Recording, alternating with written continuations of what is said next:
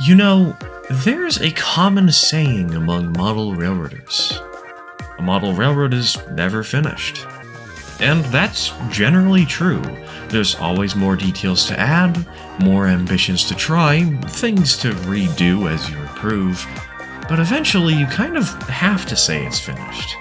Even if it's not, even if you know there's more to go for, you should really set a goal for yourself. Endlessly pursuing perfection will get you stuck up on the details that most people won't ever even notice. Now, the Little Loop Railroad may be my first model railroad, but when I started her, I knew where my goal was. Today, let's hit that goal. This is how the Little Loop looked as of April 22nd, 2025. The buildings had been taken off for ease of transit back from the show, and we never bothered putting them back. Fixing that, easier done than said. Reassembling is easy, though. I want to finish this layout.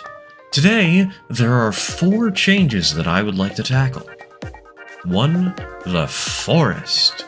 The top of the mountain is supposed to be a strong view block. Let's really emphasize that and continue the trees all the way to the rock face. 2. The railroad crossings. Due to the dirt roads being so bumpy and going all the way up to the edge of the track, we had quite a few derailments at the train show and had to stop running a couple of freight cars. Let's flatten out those areas. 3. The tipple. The mine was something I rushed at the last minute, and while the hoist house and mine shaft look okay, the tipple really got messed up in my panic. So, let's replace it. And lastly, the hoist house is sitting on thin air on its front end. Let's add a simple retaining wall to make it look more grounded. Got all that? Don't worry if you don't. Let's finish this. The trees were tedious. I didn't have to do much for each individual tree, admittedly. All it was jabbing a hole in the ground and then supergluing the base into the hole. Rinse and repeat for about 20 trees. In total, I think this means we have 89 trees on the layout now. Pretty impressive for something so small. Kind of terrifying, to be honest. Now, I didn't have enough trees to cover the whole top of the mountain, so I had to leave some clearings. I tried to make them look interesting and highlight the varied terrain on the mine side of the mountain with that little shelf there. The railroad crossings are also pretty easy. My father sometimes grabs a few extra stir sticks from coffee shops so we have more scratch building material. The one problem is they're not perfectly straight. Quality control isn't as precise on coffee sticks, it really doesn't need to be. In order to make sure I didn't replace one problem with a different version of itself, I singled out the flatter, straighter sticks of our collection. I cut away the dirt roads to make room for the sticks, cut the sticks to shape off camera, which actually let's go on a tangent about that in a second, superglued them in place, and then painted them with Ceramcoat maple wood stain to match the rest of the crossing. Okay, tangents. I skipped recording a lot of smaller steps for this video. I recently bought a tripod since I'm planning to go visit somewhere special soon. This was great since I could easily record stuff on the layout, but the little loop is still in my living room. It's been there since the train show. Fitting any tripod in such a way that I can both record and work in this space is not easy. Plus, for the few shots where I ran back to my room to do something, I often left my camera on the tripod to test its stability. So, it's not that I forgot to record something this time, I just actively chose not to. Speaking of which, one step I skipped for the railroad crossings was the one by the station. This crossing was closest to the edge of the layout by my backyard window, and there was hardly any space for me to fit in there. I wasn't going to fit a tripod. The station crossing was kind of interesting, though. With the 2 tracks by the mine, I was able to use one piece of a stir stick per side per crossing. The 2 crossings were straight enough that I could easily pull this off. The one at the passenger station, however, is extremely curved. I had to use 3 pieces per side. I don't think it turned out the best, to be honest, but I don't think it turned out the worst either. The jank has some charm to it. Plus, I think the extra wood just looks better than the dirt did. Overall, an excellent change. The mine tipple was pretty easy to replace. A community member, Caboose, is into ON30 and pretty good at what they do. In some respects, I very much look up to their works. One project they've been working on is a semi-custom mine. I say semi because one part was a kit, the ore tipple. I had a conversation with them where we exchanged information about the tipples we had built respectively. This was before the initial mine video went live, and I got a chance to go off about my frustrations with the Banta kit. The kit they built, on the other hand, seemed like a dream to me. Everything laser cut, barely any small pieces. So, I got one. And yeah, it was a dream by comparison. The replacement tipple was a Berkshire Valley Models small ore bin kit. I do have one bad thing to say about this kit. The main structure has such tight fits that in some cases I broke the pieces.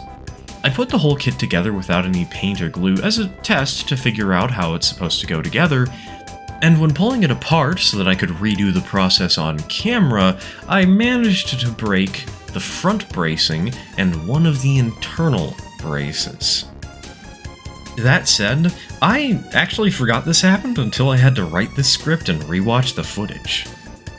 The kit was a nice enough experience that I forgot my troubles, and the damage blended in pretty well on the final product. Now, if you're going to take inspiration from me and build this yourself, my big recommendation is to not build this the way that I do. I started by gluing together the frame, leaving off one end of it so that I could slide in the actual bin later. The problem with this is the sides of the frame are supposed to be built around the main bin. The way the pieces all lock together makes it insanely hard to squeeze in the pieces of the bin once the frame is complete. Now, I did get it to work, but I'd recommend doing it differently if you're following along. Now that I think about it though, I probably should have read the instructions. However, the kit's design was so intuitive that I didn't need to. For the frame, I painted it in Ceramcoat Brown Iron Oxide. The bin I did in Ceramcoat Maple Wood Stain. I used the stain on the ore chute too, and the brown iron oxide for the ore gate. All in all, this was a very quick and satisfying build. I think this took about an hour and a half to complete, with an additional hour and a half long break for dinner and paint drying in the middle of all of that. Getting the tipple into position, however, wasn't quite as satisfying. The terrain was not really well designed for a mine. I built it with a mine in mind, and made sure there was a nice big flat area for the tipple and mine shaft, but the gradual mountain slope kinda covered up that space over time and made it hard to fit everything in place. So, for this new tipple, I had to jab some holes in the hillside so the posts could stick into the ground a bit. Lining everything up while the terrain was changing in height constantly sucked. But I was able to make everything work on the first try. Measure twice, cut once, as they say. Last, but not... Actually, no, not last quite yet. Let's throw in an additional quick side note here. The hoist house is supposed to have some sort of supports running up to the mine shaft. It's also supposed to have a string for the lift to be attached to, but I didn't assemble the lift, and that's a project I'm going to worry about another time. However, the supports felt important to me. At this point, I was already cutting wood for the tipple, the railroad crossings, and even the upcoming retaining wall, so I grabbed 2 pieces of wood, marked the angle I needed to cut them at so that they would actually line up with the mineshaft, realized that one of the two pieces was so long that I only needed to cut that one, cut it, painted it, and got it in place. These braces aren't much, but they go a long way for making the mine feel a little more structurally complete. I think they're a good addition. Alright, last but not least, for real, the retaining wall. I recently bought 280 1/8-inch square, foot-long balsa sticks. This was the perfect project to put my wood to good use. Please don't clip that, please don't. In total, I cut 3 pieces at 4 inches long, 3 at 1 inch, 6 at 1 1/4, 9 at 1/4, and 3 at 3/4. In an alternating pattern, I glued the 4-inch sticks to both the 1-inch and 1 1/4-inch sticks, making sure to leave 1/8-inch gaps between the smaller sticks. Once all of those were glued together in this sort of wall pattern, I then used the 1/4-inch sticks to make some posts stick out of the wall. On one end of this assembly, however, I added the 3/4 of an inch sticks, sticking out about the same length as the 1/4 inch.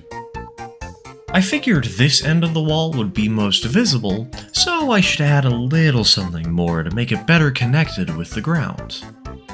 After painting the assembly in ceramic coat brown iron oxide, I tried fitting it in place. I skipped recording this step because I was already fighting with getting my hands around the ore tipple since that was already securely in place, and I didn't want to also have to deal with the tripod at the same time. Basically, as I expected, the 3/4 posts needed holes in the ground to fit in. That wasn't hard to do. I also had to add another 4-inch long board to get the wall to be the right height and look like it actually fit in. Also not that hard to do. What was hard, you ask? Well, getting everything to stay aligned and stay in place. The angle topography of the region made this a little bit tricky to do, especially since I had to put the hoist house in place to figure out where the wall was supposed to go. That was easier said than done. I had to line up the hoist house by lining up the new supports that linked the hoist house to the mine shaft. And you know what that means? Yeah, the mine shaft also had to be in place to get this right. More things to reach around. But I managed.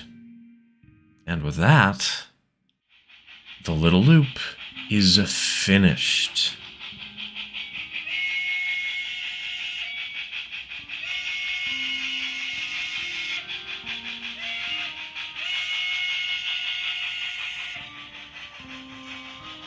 With an asterisk, of course.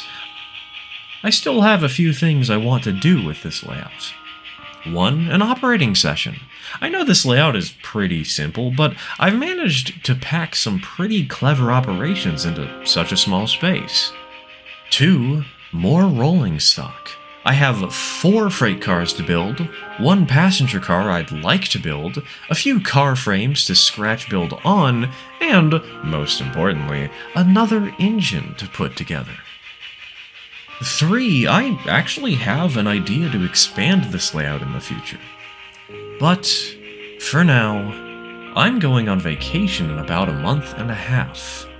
And considering how this project started, you all know what that means.